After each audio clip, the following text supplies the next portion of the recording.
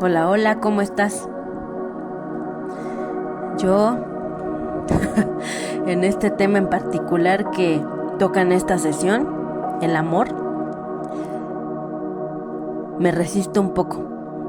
Puedo trabajar en la abundancia, en la prosperidad, en miles de cosas y siempre el tema de relaciones o de pareja siempre es uno de los que dejo hasta el final. Y hoy mi resistencia se muestra por completo porque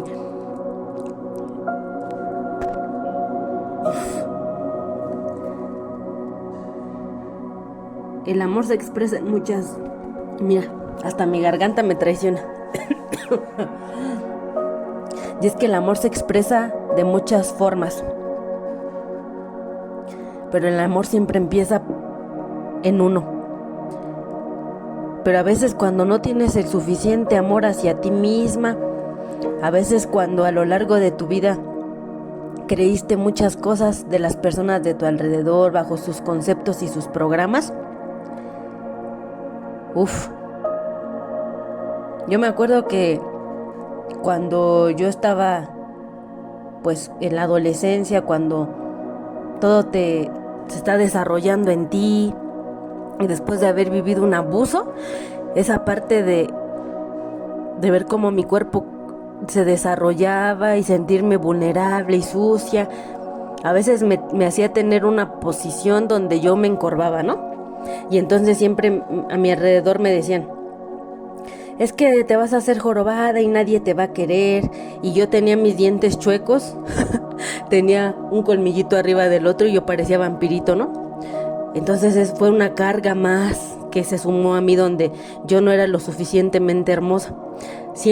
Nunca he sido un palito, ¿no? Entonces el peso era otra cosa que venía a sumarse a toda esta cosa que me decían que yo era imperfecta y que siempre había un estándar de belleza al cual yo no pertenecía, ¿no? Entonces en mi adolescencia yo optaba por usar pantalones de esos grandísimos. En mi época se llamaba como boom, porque eran cholos así bien grandotes de mezclilla y playeras bien largas y unos zapatos enormes. Yo en vez de vestirme con esa forma femenina, siempre traté de ocultar esa parte. Mi abuelo me acuerdo que me decía, chamaca fea, ¿ya te vas a casar? Y pues ¿cómo te vas a casar si estás re fea? Siempre me decía, ¿no? Y a veces parecen como cosas así, pues son comentarios, ¿no? Pero a veces no sabemos hasta qué impacto tienen en nuestra alma y en nuestro corazón, que de verdad no lo creemos. Yo, hoy que volteo hacia atrás y digo, yo nunca fui como esas chicas normales donde no opté por una fiesta de 15 años, donde yo no tuve un vestido de novia blanco, hasta ahorita no lo he tenido, porque para mí no era importante.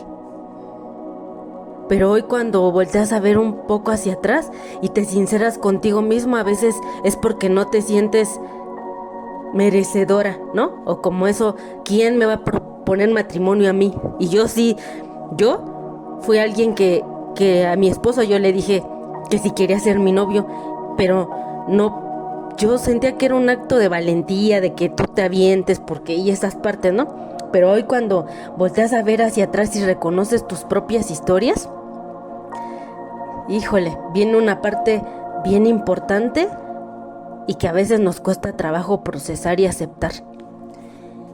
Y es que encontré una reflexión allá afuera que dice, toda pareja es el intento de reconciliación sagrada entre múltiples contradicciones. Cuando elegimos pareja de vida, en realidad elegimos desde el corazón alguien que nos ayude a mirar lo que nuestro árbol genealógico necesita sanar. A partir de mirarse en el espejo contradictorio del árbol genealógico del otro. Eso que miramos del otro lado, que no nos gusta y que resulta en desaveniencia con nuestra pareja, en realidad nos marca la guía para sanar algo en nuestra propia historia y en la historia de nuestra familia. Sanar algo de este lado, a veces generaciones atrás.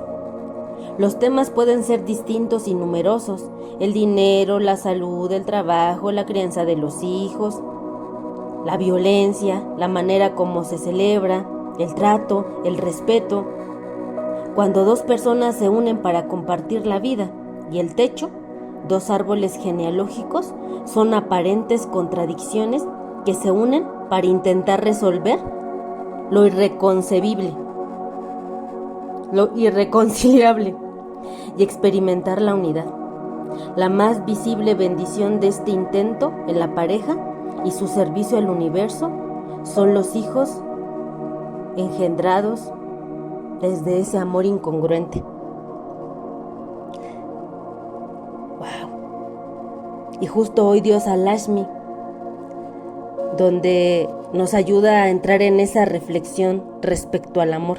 El amor en todas sus formas, porque al fin y al cabo los seres humanos somos seres que viven en sociedad y que esas relaciones siempre están latentes, y no nada más en el tema del amor, sino en el tema de trabajos, de amistades, de todas las personas a nuestro alrededor. Híjole, cuando nos dicen todas tus relaciones o las personas de tu alrededor simplemente es un espejo. Ups. Es un espejo a veces en el que no querríamos reconocernos.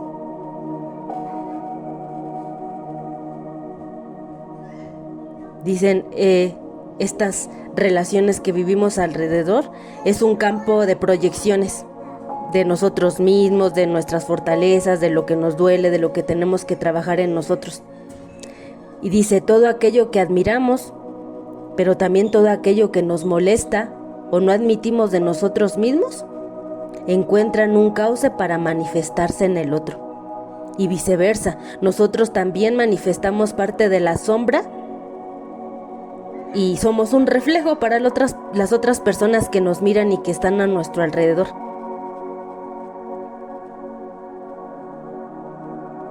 Y a veces esto es un gran problema que cargamos, porque al final no sabemos cómo resolverlo, cómo ubicarnos, aquello que nos enfada de todas estas personas, y desde el amor reconocerlo y cómo aprender a vernos en este espejo.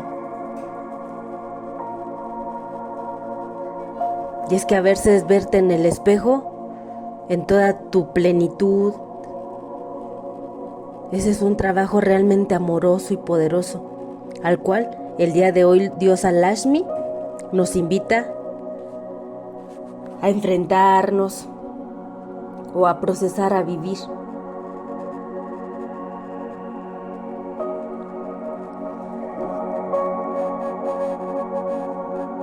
En las redes circula una reflexión titulada Mi hombre cactus.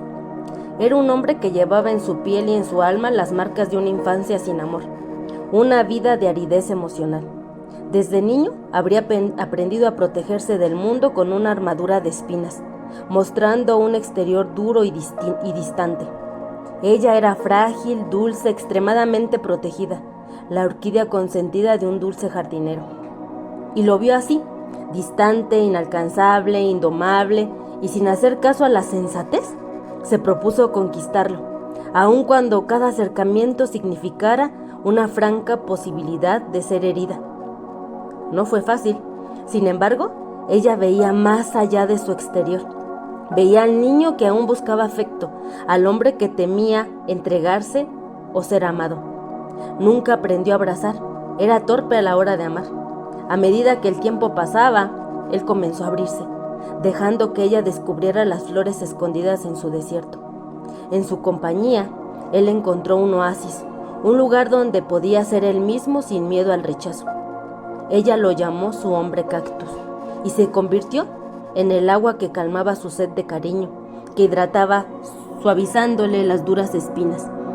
Ella lo hacía sentir querido, lo hacía sonreír, lo hacía olvidar.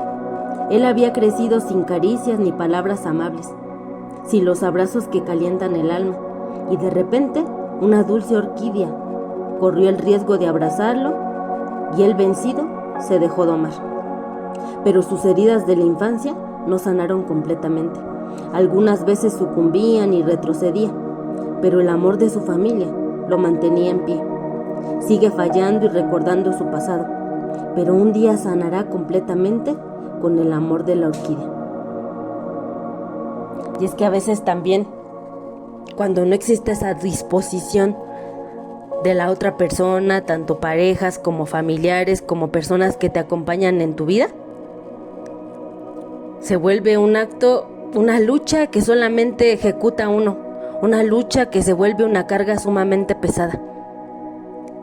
Y es ahí donde a veces la vida nos invita entonces a colocarnos en un papel donde nuestra prioridad sea nuestra paz, nuestra tranquilidad, nuestra congruencia, donde debido al camino recorrido ya no te permitas ponerte como tapete para el bienestar de otros.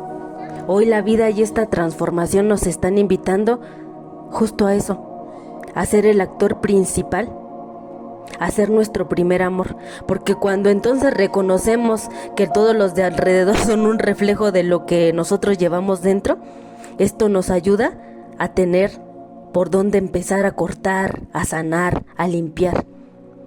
Los ángeles siempre tienen un concepto muy hermoso donde ellos dicen, y es que a veces de las heridas, de esas espinas, brotan flores. Eso es así, se define o se resume el proceso de sanación. Cuando eres lo suficientemente valiente como para observar aquello que te rechoca de las otras personas, o por ejemplo mi programa, ¿no? Donde siempre las demás personas me están gritando, Eso es algo que yo aprendí de pequeña. Yo amo profundamente a mi papá, pero mi papá me hizo crecer con un programa contradictorio porque cuando yo estaba chiquita él me regañaba y a veces luego me pegaba y después me decía, es que lo hago porque te quiero. Imagínate hoy como adulta reconocer desde dónde yo aprendí el concepto de amor del hombre más importante de mi vida y tener ese cero juicio y ese entender su historia y entonces ese proceso profundo de sanación que a veces se sigue haciendo presente, pero cuando ya no el trabajar, el verme como la víctima de esto, porque ¿por qué crees que la vida me trajo ese personaje en mi trabajo y muchos otros? Para aprender a poner límites y decir ya no más. Y tal vez hoy lo que yo estoy haciendo de grabar las conversaciones, de dejarle bien claro que ya no más. ¿Eso es el límite o el trabajo poderoso que mi alma está reconociendo para transformar esa situación? Yo todavía no sé en qué va a parar esto y cuántas revolcadas más de ola, porque es como te digo, a veces pensamos que la sanación es un camino recto y que ya lo cruzas y no se vuelve a mostrar, pero no. Este es una espiral donde va dando vuelta la porquería de hasta abajo y se va yendo a la superficie para ir siendo limpiado. Es como cuando si has tenido una pecera y limpias la pecera, si le empiezas a mover cómo se pone turbio y todo horrible. Así es el proceso de sanación. Y ese es el aprendizaje que nuestras relaciones pueden empezar a traernos. Y el integrar papá, mamá, nuestra sombra, nuestra luz, el ser nosotros mismos, ponernos en una posición donde asumimos nuestra grandeza y nuestra versión diosa, donde seguiremos siendo ese amor incondicional con nosotras mismas, ya no con los demás. Justo es hoy a lo que Diosa Lakshmi nos invita en esta sesión, a reconectarnos con el amor, con ese amor más importante y el primer amor en nuestra vida que somos nosotras mismas, porque a partir de nutrirnos desde este amor, desde esta congruencia, pues otra estructura y otra clase de relaciones vamos a poder crear.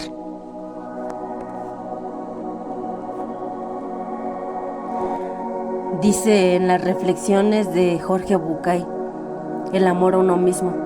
Si yo no pienso en mí, ¿quién lo hará? Si pienso en mí, ¿quién soy? Autoestima y egoísmo son tomados generalmente como términos antagónicos. Aunque ambos comparten un significado muy emparentado, la idea de quererse, valorarse, reconocerse y ocuparse de sí mismo. Sabemos dónde está cada cosa y cada persona que queremos, pero muchas veces no sabemos dónde estamos nosotros. Nos hemos olvidado de nuestro lugar en el mundo. Podemos ubicar rápidamente el lugar de los demás, el lugar que los demás tienen en nuestra vida, y a veces hasta podemos definir el lugar que nosotros tenemos en la vida de otros, pero nos olvidamos cuál es el lugar que nosotros tenemos en nuestra propia vida. Nos gusta enunciar que no podríamos vivir sin algún ser querido. Yo propongo hacer nuestra la irónica frase con la que sintetizo mi real vínculo conmigo. No puedo vivir sin mí. La primera cosa que se nos ocurre hacer con alguien que queremos es cuidarlo, ocuparnos de él, escucharlo, procurar las cosas que le gustan, ocuparnos de que disfrute de la vida y regalarle lo que más quiere en el mundo. Llevarlo a los lugares que más le agradan, facilitarle las cosas que le dan trabajo, ofrecerle comodidad y comprensión. Cuando el otro nos quiere, hace exactamente lo mismo. Ahora me pregunto, ¿por qué no hacer estas cosas con nosotros mismos? Sería bueno que yo me cuidara, que me escuchara a mí mismo, que me ocupara de darme algunos gustos, de hacerme las cosas más fáciles, de regalarme las cosas que me gustan, de buscar mi comodidad en los lugares donde estoy, de comprarme la ropa que quiero, de escucharme y comprenderme, tratarme como trato a los que quiero y a los que me quieren.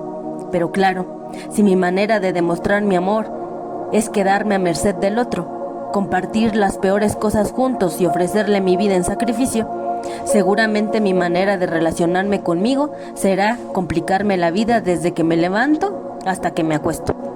El mundo actual golpea nuestra puerta para avisarnos que este modelo que cargaba mi abuela, la vida es nacer, sufrir y morir, no solo es mentira, sino que además es malintencionado.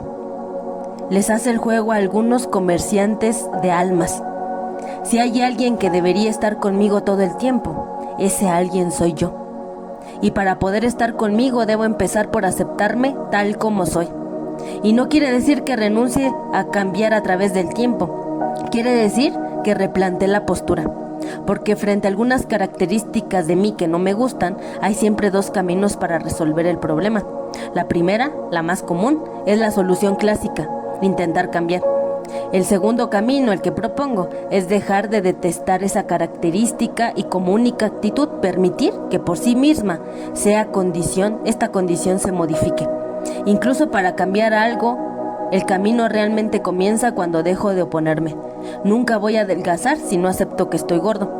El ejemplo que siempre pongo en esta historia real que me tiene como protagonista. Yo suelo ser bastante distraído. Cuando tenía mi primer consultorio, muy frecuentemente olvidaba las llaves y entonces llegaba a la puerta y me daba cuenta de que había olvidado el llavero en mi casa. Esto generaba un problema porque tenía que ir al cerrajero, pedirle que me abriera, hacer un duplicado de la llave. Era toda una historia. La segunda vez que me pasó, decidí furioso que no podría pasarme más. Así que puse un cartelito en el parabrisas del auto que decía, llaves. Me subía al auto, veía el cartelito, entraba de nuevo a mi casa y me llevaba las llaves. Funcionó muy bien las primeras 4 semanas hasta que me acostumbré al cartelito. Cuando te acostumbras al cartelito ya no lo ves más. Un día olvidé las llaves otra vez, así que le pedí a mi esposa que me hiciera acordar de las llaves. Todas las mañanas ella me decía, ¿llevas las llaves? Pero el día que ella se olvidó, yo me olvidé y por supuesto le eché la culpa a ella. Pero de todas maneras tuve que pagar el cerrajero. Un día me di cuenta de que indudablemente no había manera, que yo era un despistado y que de vez en cuando me iba a olvidar de las llaves. Por lo tanto, hice una cosa muy distinta a las anteriores. Hice varias copias de la llave y le di una al portero, una al heladero de la esquina, quien era mi amigo, otra a una colega que tenía su consultorio a 5 cuadras. Enganché una con las llaves de mi auto y me quedé con una suelta. Tenía 5 copias rondando por ahí. Este relato no tendría nada de gracioso si no fuera porque a partir de ese día nunca más olvidé las llaves. Todavía hoy el portero del departamento de la calle Serrano, cuando me ve me dice, no sé para qué me dio estas llaves y nunca las uso. La teoría paradojal del cambio dice que solamente se puede cambiar algo cuando uno deja de pelearse con eso. Y si mi relación conmigo me condiciona tanto por dejar de vivir, forzándome a ser diferente, imaginemos cómo condiciona mi relación con los demás creer que ellos tienen que cambiar. Uno de los aprendizajes a hacer en el camino del encuentro es justamente la aceptación del otro tal como es. Y eso solo es posible si antes aprendes a aceptarte. El enojarse con el otro por cómo es significa que para que yo pueda quererlo tiene que ser como yo quiero que sea. Si tu amiga es impuntual y le esperas 1 hora cada vez que te citas con ella, no te enojes. ¿Quién te obligó a esperarla? Cuando yo espero a alguien que es usualmente impuntual, la razón de mi espera es porque elijo esperarlo y no porque él llega tarde. ¿Debo hacer responsable al otro de mis propias decisiones? Mi esposa y yo decidimos hacer nuestra ceremonia de casamiento en un horario inusual, la hora que realmente anunciaba la invitación. Esperamos 15 minutos, más de la mitad de la gente nunca llegó, o mejor dicho, llegaron mucho después y se quedaron como media hora en la puerta pensando que nosotros todavía no habíamos llegado, cuando en realidad ya nos habíamos ido. Son estilos y maneras de plantear las cosas. Cada uno espera cuanto quiere esperar. Tu concepto de la puntualidad es tuyo y no lo comparto. No tienes que ser como yo, pero no me pidas que sea como tú. Ser adulto significa hacerse responsable de la vida que uno lleva, saber que las cosas que uno vive en gran medida las vives porque se ocupa de que así sea, y a partir de ahí animarme a quererme incondicionalmente, por egoísta que esto parezca. Un día, mientras escuchaba a Enrique Mariscal, se me ocurrió transformar un cuento suyo en este, que llamé El temido enemigo, y que quiero volver a contarte aquí. Había una vez un rey al que le gustaba saberse poderoso y deseaba que a su alrededor todos lo admiraran por su poderío. Llamó un día a un sabio de la corte para preguntarle si había alguien más poderoso que él en el planeta, y el sabio le dijo que se había enterado de que vivía en el poblado un mago cuyo poder nadie más que él poseía. Sabía el futuro. El rey hirvió de celos y comenzó a preguntar sobre este mago. Un día, cansado de que le contaran lo poderoso y querido que era el mago, el rey urdió y planeó un plan. Invitaría al mago a una cena y delante de los cortesanos le preguntaría en qué fecha moriría. El mago, que había llegado al reino en ese momento, le tendría que responder, y entonces lo mataría con su propia espada para demostrar que el mago se había equivocado en su predicción. Y se acabaría en una sola noche el mago y el mito de sus poderes. El día del festejo llegó y después de la gran cena el rey hizo la pregunta: ¿es cierto que usted puede leer el futuro? Un poco, dijo el mago. ¿Cuándo morirá el mago de este reino? El mago sonrió, lo miró a los ojos y contestó: un día antes que el rey. Al oír aquella respuesta, el rey no solo no se atrevió a matarlo, temeroso de que le pasara algo, lo invitó a quedarse viviendo en el palacio con la excusa de que necesitaba un consejero sobre sus decisiones reales. Por la mañana, el rey mandó llamar a su invitado. Para justificar su permanencia, le hizo una pregunta. El mago, que era un sabio, le dio una respuesta correcta, creativa y justa. El rey alabó a su huésped con su inteligencia y le pidió que se quedara un día más y luego otro más.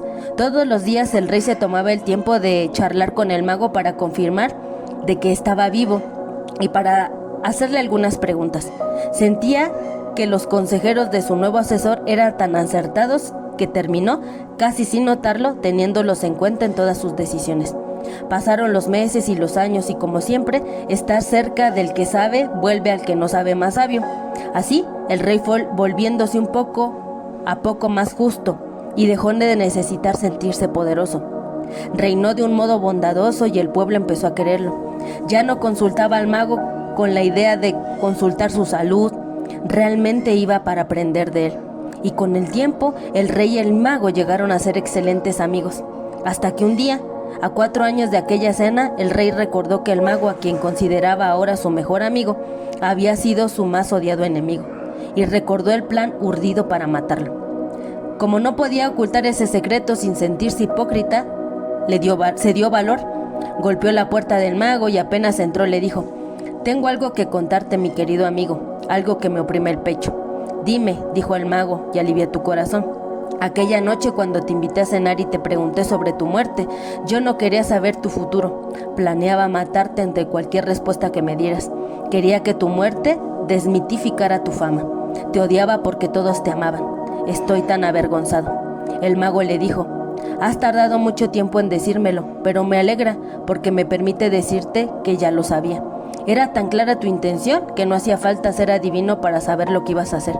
Pero como justa devoción a tu sinceridad, debo confesarte que yo también te mentí. Inventé esa absurda historia de mi muerte antes que la tuya para darte una lección que hasta hoy estás condicionado a aprender. Vamos por el mundo odiando y rechazando aspectos de los otros y hasta de nosotros mismos que creemos despreciables, amenazantes e inútiles.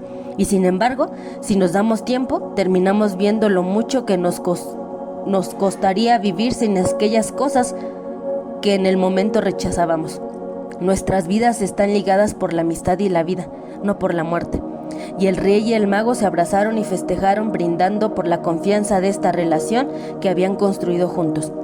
Cuenta la leyenda que esa misma noche, misteriosamente, el mago murió mientras dormía y que, al enterarse, el rey cavó con sus propias manos un pozo en el jardín, justo debajo de su ventana, y que allí se quedó llorando al lado del montículo de tierra hasta que, agotado por el llanto y el dolor, volvió a su habitación.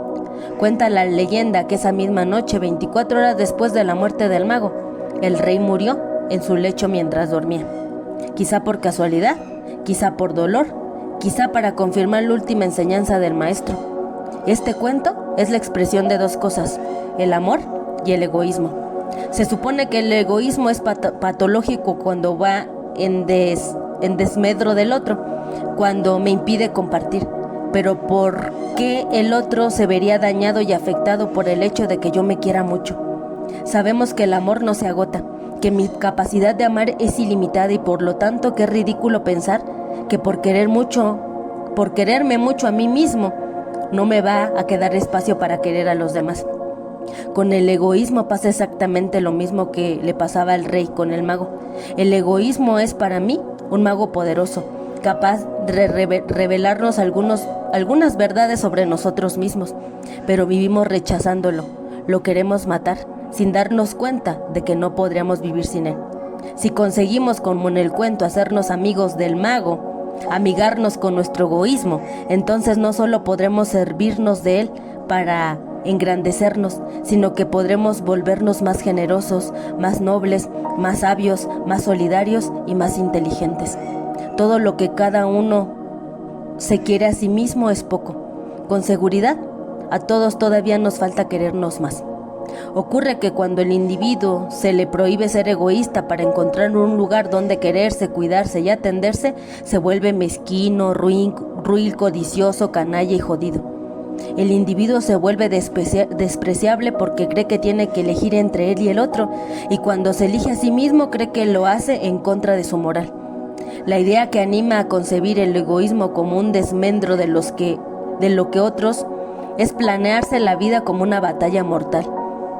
Pero eso no siempre es cierto. Habrá habido y seguramente seguirá habiendo batallas a muerte, pero analizar el mundo de este modo, en todo momento, es una visión limitada con la cual no comulgo. Hasta que el individuo no descubra su mejor egoísmo, el poderoso mago dentro de él no se da cuenta de que él es el centro de su existencia, y si decimos entonces que está descentrado, quiere decir que vive y gira alrededor de cosas externas, que hace centro a otras cosas. Por supuesto, algunos aspectos de nuestro mundo están compartidos. Tú y yo podemos charlar, podemos ponernos de acuerdo y también en desacuerdo. Podemos tener espacios en el mundo del otro y espacios comunes a los dos. Pero cuando tú te vas con tu mundo y yo me quedo con el mío. Si yo renuncio a ser el centro de mi mundo, alguien va a ocupar ese espacio. Si giro alrededor tuyo, empiezo a estar pendiente de todo lo que me digas y hagas. Entonces vivo en función de lo que me permitas, de lo que me des, de lo que me enseñes, de lo que me muestres, de lo que me ocultes. Y por otro lado, cuando me doy cuenta de que soy el centro del mundo de otro, me empiezo a asfixiar, me pudro, me canso y me quiero escapar. Mi idea del encuentro es dos personas centradas en ellas mismas que comparten su camino sin renunciar a su centramiento. Si no estoy centrado en mí, es como si no existiera. Y si no existo, ¿cómo podría encontrarte en este camino? ¿Por qué es tan difícil aceptar esta idea del encuentro? Pues porque va en contra de todo lo que hemos aprendido. Hemos aprendido que si algo para ti es importante, debe serlo también para mí, porque estamos entrenados en privilegiar al prójimo. Pero vengo yo, Jorge Bucay, y provoco escándalos. Pateo la puerta y digo, para nada. En realidad, lo que yo miro es más importante que lo que mira el otro. Mis ojos son prioritarios a los ojos del otro. Cada vez que explico este pensamiento, alguien salta indignado. Eso es egocéntrico. Y yo digo, sí, claro, es egocéntrico. Como todas las posturas individualistas, esta postura es egocéntrica. Es individualista, egocéntrica y saludable, las tres cosas. Identificablemente, para aprender esta idea del encuentro, hay que desandar la otra, la de la dependencia. Se nos mezclan seguramente, pero hay que seguir trabajando. Hay que tener el valor de ser protagonistas de nuestra vida, porque si cede el papel protagónico, entonces no hay película. Cuando estamos en una negociación, el otro puede decir muy enojado, pero al final tú estás haciendo lo que a ti te conviene. Sí, estoy negociando para hacer lo que más me conviene a mí. ¿Para qué otra cosa negociaría entonces? ¿Desde qué lugar negociaría si no me preferiría a mí antes que a ti? Negocio con otros porque es imposible hacer todo lo que yo quiero, y si pudiera hacerlo sin dañar al otro, quizá lo haría. ¿Por qué no? Puedo quererte y estar dispuesto a ceder un poco, porque además de quererte a mí, te quiero a ti, pero entre los dos no hay ninguna duda de que me prefiero a mí. No se nace sabiendo disfrutar el compartir. Tampoco es obligatorio, pero se puede aprender. Al principio la música clásica parecía medio chirriante, pero después se aprende a escuchar. Después puedes escuchar ballet, y si uno se anima un poquito más, empiezas a encontrarte el placercito al barroco, y después empiezas a escuchar música sinfónica. Uno va educando a su oído y no pierdes el gusto por lo anterior. Cuando no hemos sido entrenados para mirar pintura, vemos un cuadro famoso y no entendemos. Pero si, como se aprende a escuchar música, se aprende a entender pintura, se lee sobre la pintura y se aprende a mirar. La moral también se aprende. Nadie puede hacer que me guste Goya, nadie puede obligarme a que me guste Picasso. Pero si yo aprendo, si yo crezco, si yo me educo, y si educo mi buen gusto, va a crecer la posibilidad de que me gusten muchas cosas.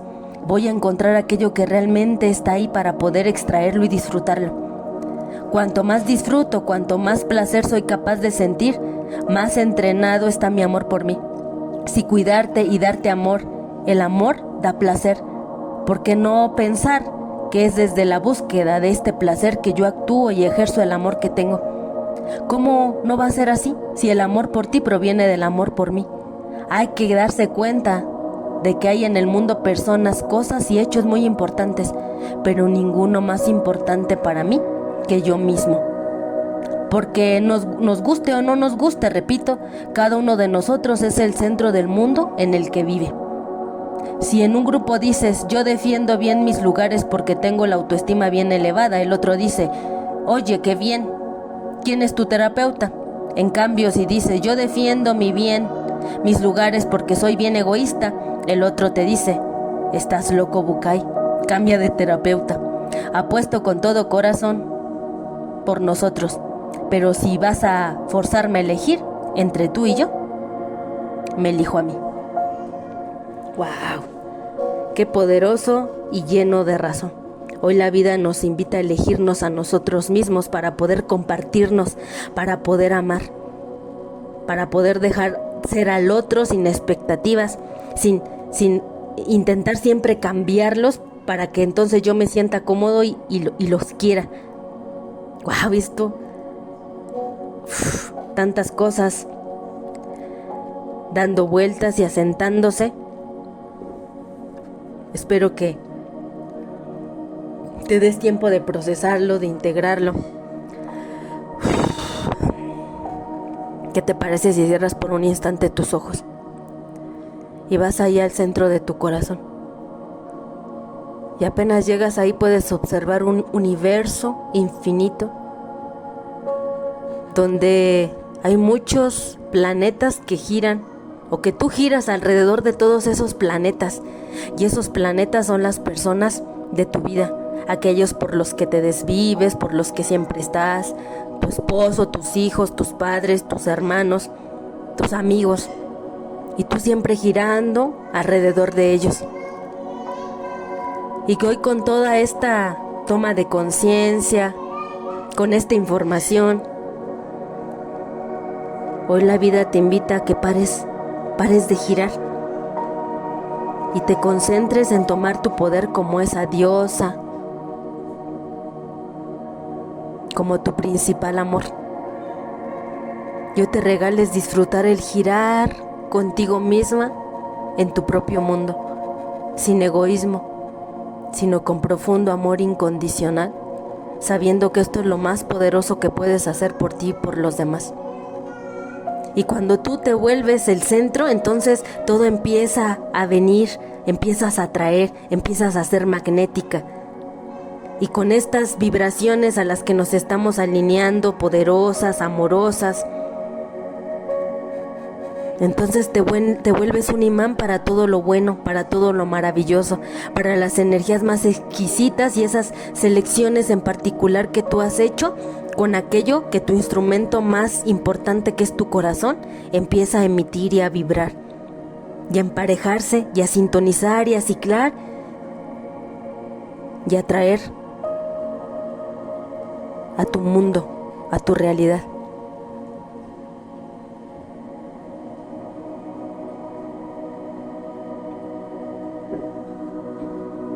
Imagínate que estás en una cápsula donde tú estás para ti en tu mundo, donde tú creas, donde tú eres merecedora, donde tú te entregas a manos llenas, donde hoy tú te eliges a ti desde el amor. Imagina cuán hermosa puede ponerse tu vida, trayendo relaciones más congruentes y amorosas, donde ya no hay que demostrar nada, donde aquello que te refleja el otro sea con lo que hoy estás conforme contigo, que ya no es una lucha.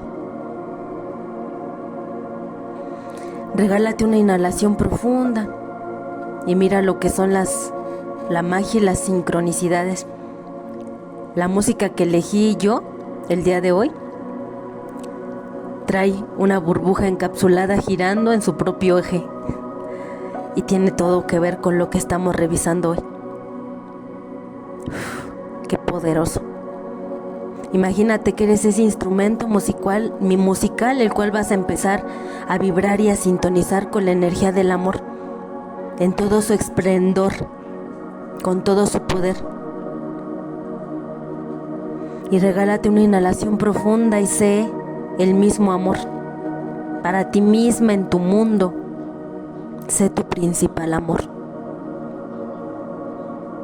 Imagínate que la flor del loto empieza a envolverte y estás protegida, resguardada en tu propio mundo, girando para ti, estando para ti, eligiéndote a ti. Eso es la invitación que nos hace hoy Diosa Lakshmi.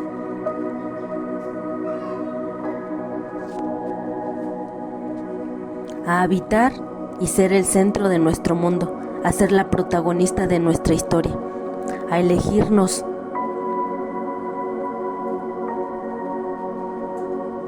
Regálate una inhalación profunda y deja que esta energía se expanda, que toda la información que está bajando y con la que te estás sintonizando siga trabajando